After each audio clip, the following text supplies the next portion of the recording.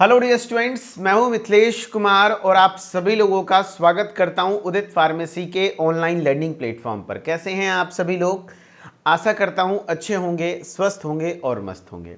Human anatomy and physiology का top 100 MCQ series अभी हम लोग पढ़ रहे हैं, जिसका ये पार्ट 6 रहने वाला है। ठीक है, पार्ट 6 में आपका क्वेश्चन नंबर 81 to 100 तक कंप्लीट हो जाएगा। इसके बाद आपको कुछ नहीं करना है, आराम से इसको फिर रिवाइज करते रहना है। ठीक है, चलो भाई, तो क्वेश्चन नंबर 81 है आप सभी लोगों का। स्क्रीन पर जवाब दो। The total number of vertebrae in human being. Human being में टोटल नंबर ऑफ वर्टिब्रे कितने होते हैं? वर्टिब्रे मतलब क्या होता है सर? रीढ़ की हड्डी। तो कितने होते हैं रीढ़ की हड्डी? 38, 38, 26, 40 या 20? तो number of vertebrae in human being, यानी ह्यूमन बींग में वर्टिब्रे की संख्या 26 होती है। कितना होती है? 26। अब ये 26 को 5 भागों में डिवाइड किया गया है, वो भी याद रख लेना।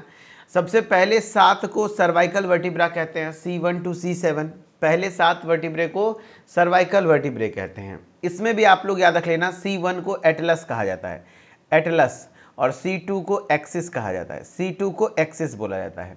C1 को एटलस, C2 को एक्सिस। थोरेसिक वर्टिब्रा कितना होता है सर? 12। थोरेसिक वर्टिब्रा कितना होता है सर? 12।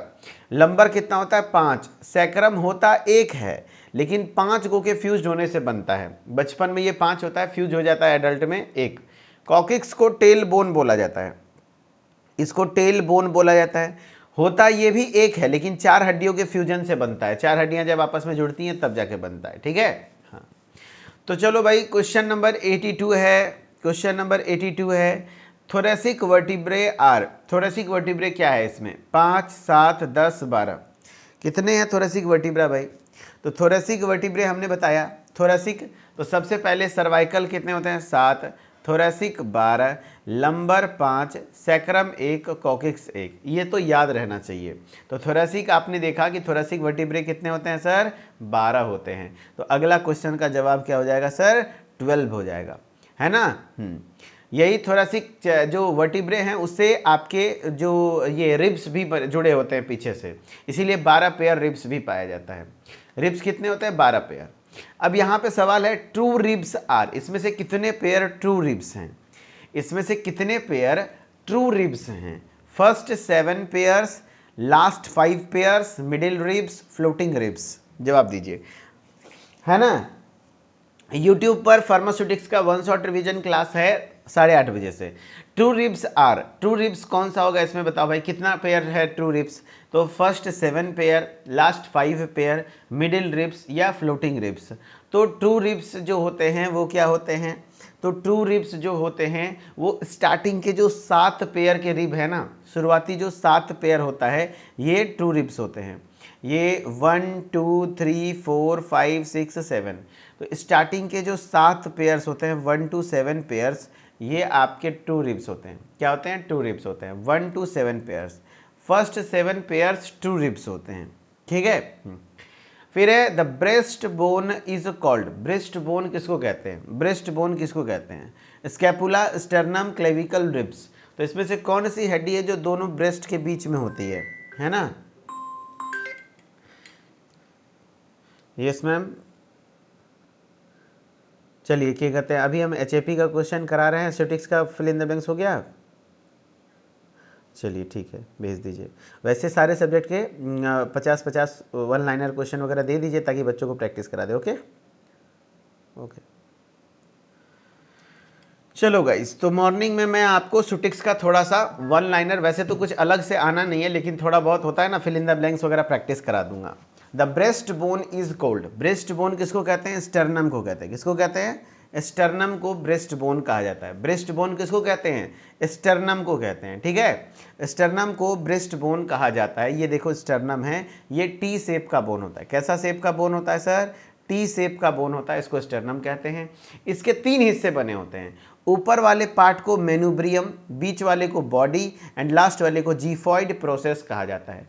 अच्छा, कॉलर बोन किसको बोला जाता है? कॉलर बोन, कॉलर बोन किसको बोला जाता है? तो ये जो क्लेविकल है ना, ये जो क्लेविकल इधर से, इसी को कॉलर बोन बोला जाता है। कॉलर बोन, है ना, क्योंकि शर्ट का कॉलर जैसे है ना उस तरीके का होता है, ये सिग्मॉइड बोन होता है। इसी का एक और नाम है ब्यूटी बोन। ब्यूटी बोन भी इसको कहते हैं, ब्यूटी बोन, है ना। हाँ, क्लेविकल को ब्यूटी बोन भी कहा जाता है, ब्यूटी बोन भी कहा जाता है, ठीक है। अब क्वेश्चन नंबर 85 है, a group of organised dash working together forms dash an organised group of letter work together to form.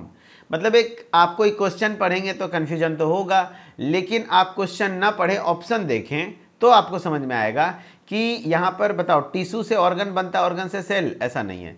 Cell से टिश्यूज, टिश्यू से ऑर्गन, सेल से ऑर्गन सीधा बन जाता है, ये भी गलत है। ऑर्गन से सेल, ऐसा नहीं है। सेल से tissues, group of cell tissues बनते हैं एंड ग्रुप ऑफ टिश्यूज को ऑर्गन्स कहते हैं। तो आंसर हो जाएगा डी, आंसर हो जाएगा डी।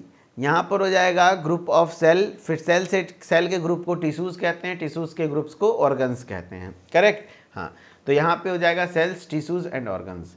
तो देखो भैया आपका क्या हो जाएगा, यहाँ पर ये सेल है, सेल से क्या बनता है, टिश्यूज बनता है, एंड टिश्यू से क्या बनता है सर, ऑर्गन बनता है, एंड ऑर्गन से क्या बनता है सर, ऑर्गन सिस्टम बनता है। क्या बनता है, ऑर्गन सिस्टम बनता है। सेल से टिश्यूज, टिश्यूज से ऑर्गन, ऑर्गन से ऑर्गन सिस्टम, इस तरीके से काम होता है, ठीक है। पटेला इज अ, पटेला को क्या कहा जाता है, long bone, short bone, gland या फिर सेस्मॉइड बोन, क्या। पटेला इज अ, पटेला क्या है, तो पटेला एक प्रकार का सेस्मॉइड बोन है। क्या है, सेस्मॉइड बोन है, सेस्मॉइड बोन है। पटेला एक प्रकार का सेस्मॉइड बोन है ना। हाँ, तिल के आकार की हड्डी होती है जिसको सेस्मॉइड बोन कहते हैं। तो ये देखो लॉन्ग बोन्स में आपके आ जाते हैं, जैसे लिम्स वगैरह होते हैं, upper limb, lower limb, clavicle वगैरह हो गए, जिसको कॉलर बोन कहते हैं। शॉर्ट बोन्स में छोटी छोटी हड्डियाँ होती हैं, जैसे रिस्ट और एंकल वाली हड्डियाँ।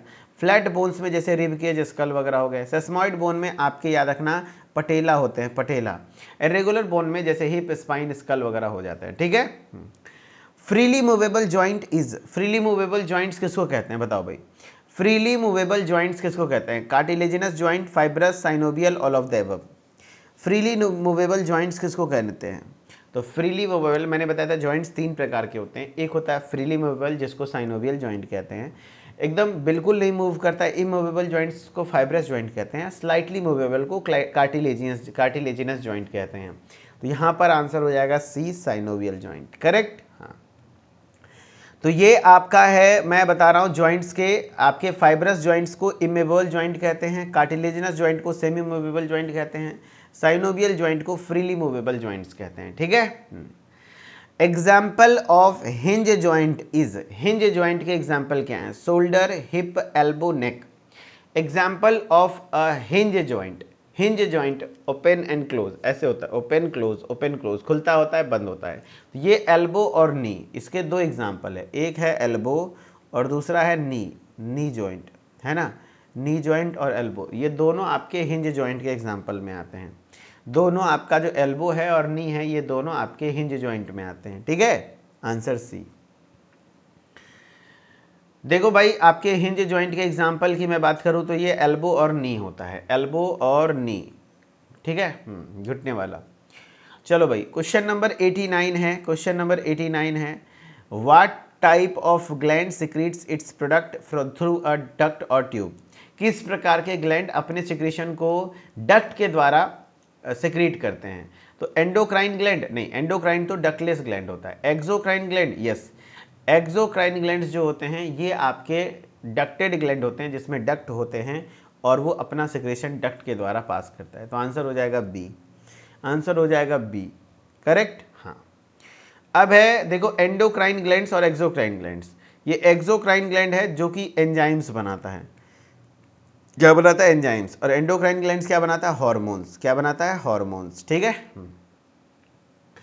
चलो भैया अब हम लोग आगे बढ़ते हैं। Mast cell contain, mast cell में क्या होता है, heparin, histamine, serotonin, heparin, calcitonin, vasopressin.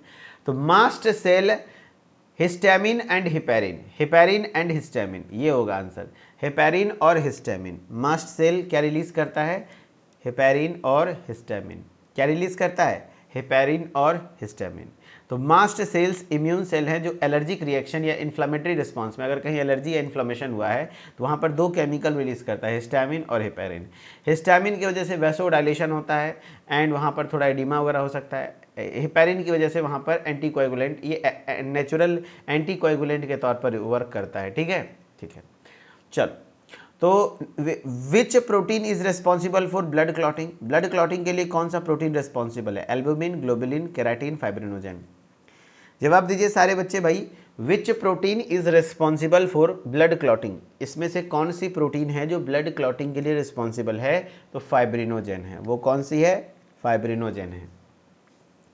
Fibrinogen वो ब्लड प्रोटीन है, वो प्रोटीन है जो कि ब्लड क्लॉटिंग करवाने का काम करता है, जो ब्लड क्लॉटिंग करवाने का काम करता है।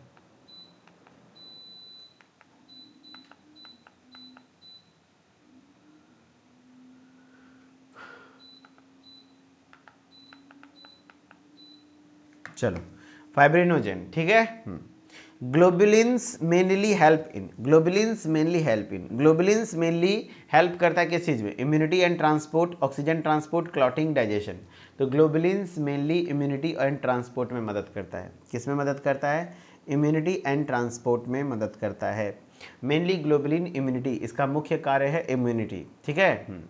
Platelets are derived from, platelets किससे डिराइव्ड है? आरबीसी, डब्ल्यूबीसीज, मेगा कैरियोसाइट, लिम्फोसाइट्स। तो मेगा कैरियोसाइट के फ्रेगमेंटेशन से, यही इसी के फ्रेगमेंटेशन से, इसी के फ्रेगमेंटेशन से मेगा कैरियोसाइट्स के फ्रेगमेंटेशन से प्लेटलेट्स डिराइव होता है, ठीक है। देखो भाई, प्लेटलेट्स को थ्रोम्बोसाइट्स कहते हैं। Platelets are small non nucleated, छोटा non nucleated cell like fragments है derived from megakaryocytes in the bone marrow. They are essential for blood clotting, ये ब्लड क्लॉटिंग के लिए इसेंशियल होते हैं। प्लेटलेट्स हेल्प इन, देखो ऐसे सवाल आते हैं, इम्यूनिटी, क्लॉटिंग, रेस्पिरेशन, डाइजेशन। तो प्लेटलेट्स हमारा किस चीज़ में मदद करता है सर? तो प्लेटलेट्स हमारा मदद करता है ब्लड क्लॉटिंग में। किस में मदद करता है? ब्लड क्लॉटिंग में। Platelet helps in blood clotting, platelet किस चीज़ में मदद करता है? तो ब्लड क्लॉटिंग में मदद करता है। Normal WBC count is, normal WBC count कितना होता है? तो भैया लगभग 4000 से 11000। तो 1000 से 3000 तो गलत है, 4000 से 11000 सही है, ये सब ऑप्शन गलत है। तो याद रखना, आरबीसी का नॉर्मल काउंट, आरबीसी का नॉर्मल काउंट होता है 4.5 से 5.5 मिलियन, 4.5 से 5.5 मिलियन पर MMQ ऑफ ब्लड, पर MMQ ऑफ ब्लड। जबकि WBC होता है 4000 से 11000, 4K to 11K, 4000 से 11000। जबकि प्लेटलेट्स होता है 1.5 लाख, 1.5 लाख टू 2.5 लाख, 4.5 लाख, 1.5 लाख से लगभग 4.5 लाख पर MMQ ऑफ ब्लड होता है, ठीक है। ओके। चलो, the SA node is located in the, SA node कहाँ लोकेटेड होता है? SA node is located in the, SA node कहाँ लोकेटेड है? Left ventricles, right ventricles, left atrium, right atrium. जवाब दे दीजिए। S A node is located in the, S A node is located in the, SA node कहाँ located होता है? तो ऐसे नोड को ही हम लोग पेस मेकर कहते हैं, याद रखना। ऐसे नोड को क्या बोला जाता है? पेस मेकर बोला जाता है, पेस मेकर, पेस मेकर इसी को बोला जाता है। ये कहाँ लोकेटेड होता है? तो S A node is located in the, देखो हार्ट में, आप लोग को याद दिलाने का प्रयास करता हूँ डायग्राम से। चलो यहाँ पर होता है, अब बताओ। तो ये लेफ्ट साइड है, ये राइट साइड है, राइट में एट्रियम में, तो right atrium, right atrium, answer D. कुछ बच्चे सही बोल रहे हैं, हाँ आंसर डी, राइट एट्रियम के पास पाया जाता है। ये है ऐसे नोड, राइट एट्रियम में, जस्ट जहाँ पर वेना कावा ओपन होता है वहीं पर, ठीक है। The right atrium receive blood from which veins, right atrium जो है, अभी जस्ट मैंने बताया, राइट एट्रियम बताओ ब्लड कहाँ से रिसीव करता है, किस वेन से? तो राइट एट्रियम किस वेन से ब्लड को रिसीव करता है? राइट एट्रियम, ठीक है। राइट एट्रियम कहाँ से ब्लड को रिसीव करता है सर? तो राइट एट्रियम, राइट वेंट्रिकल, तो ये राइट एट्रियम है, ठीक है। तो ये सुपीरियर वेना कावा, वेना कावा से ब्लड को रिसीव करता है, वेना कावा से ब्लड को रिसीव करता है, आंसर सी। पल्मोनरी, राइट वेट्रियम बोल रहा है, राइट क्या कहते हैं, एट्रियम बोल रहा है ना, लेफ्ट नहीं बोल रहा है, राइट एट्रियम बोल रहा है। तो आंसर हो जाएगा सी, वेना कावा से डीऑक्सीडेटेड ब्लड यहाँ पे आता है। सबसे बड़ा वेन, लार्जेस्ट वेन क्या होता है? Superior vena cava, largest vein क्या है? Superior vena cava, superior vena cava, superior vena cava, ठीक है। The right atrium receives deoxygenated blood from the body through superior vena cava from the upper body, ठीक है, inferior vena cava from lower body. It also receives blood from coronary sinus, but in की कहते हैं इस question में main correct answer is vena cava, ठीक है। Question है white pulp mainly consist of, जो स्प्लीन में व्हाइट पल्प होता है उसमें मेनली क्या होते हैं, तो देखो व्हाइट कलर का क्या होता है, WBC होता है। WBC को हम लोग क्या कहते हैं भाई, कोई भी टॉप 20 में से एक भी क्वेश्चन को स्किप मत करो, सब पढ़ के जाओ। व्हाइट पल्प सुन के जाओ ताकि आप एग्जाम में अगर आ जाए तो उससे संबंधित लिख पाओ, मत रट नहीं सकते तो कोई बात नहीं। White pulp mainly consist of, white pulp mainly consist of lymphocytes,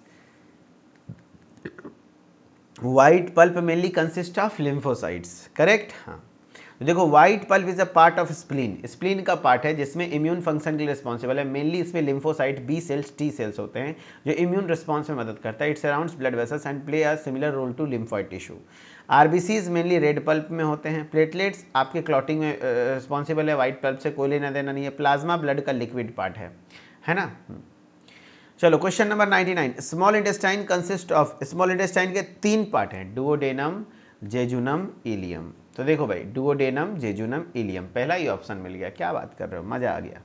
duodenum, jejunum, ilium, पहला ही ऑप्शन है ना, duodenum, jejunum, ileum. Small intestine consist of, small intestine के 3 पार्ट होते हैं, डुओडेनम, जेजुनम, इलियम, करेक्ट। हाँ, फिर उसके बाद है 100, क्वेश्चन नंबर 100 है 2 स्टेजेज ऑफ रेस्पिरेशन आर, यानी रेस्पिरेशन के जो 2 स्टेज हैं उसका नाम क्या क्या है। इंस्पायरेशन, सर्कुलेशन, ऐसा नहीं है, इंस्पायरेशन, एक्सपायरेशन। तो हाँ, एक होता है इंस्पायरेशन, एक होता है एक्सपायरेशन, ये हो सकता है। इनहेलेशन, डाइजेशन नहीं है। एक्सपायरेशन, डिफ्यूजन नहीं है। इंस्पायरेशन यानी सांस अंदर लेना, सांस बाहर छोड़ना, is the 2 stages of respiration. Respiration के ये 2 स्टेजेज होते हैं। इसके साथ जो हमारे तरफ से आपको देना था, इनहेलेशन एंड एक्सहेलेशन हो गया 2 स्टेज। हमारा टॉप 100 MCQs HAP का भी फिनिश होता है, ठीक है। यहाँ पर आपका HAP का भी टॉप 100 MCQ फिनिश होता है, टॉप 100 MCQ फिनिश होता है। अब आप सभी लोग कल कोई अदर सब्जेक्ट नहीं पढ़ेंगे, सिर्फ स्टैटिस्टिक्स पढ़ेंगे, सिर्फ स्टैटिस्टिक्स। कल का क्या प्लानिंग है मैं बता देता हूँ। सबसे पहले अभी तो हम लोग 8:30 PM से 8:30 PM से आपका यूट्यूब पर क्लास होगा, है ना। चलो फार्मास्यूटिक्स का उसको पढ़ो, ओके, थैंक यू।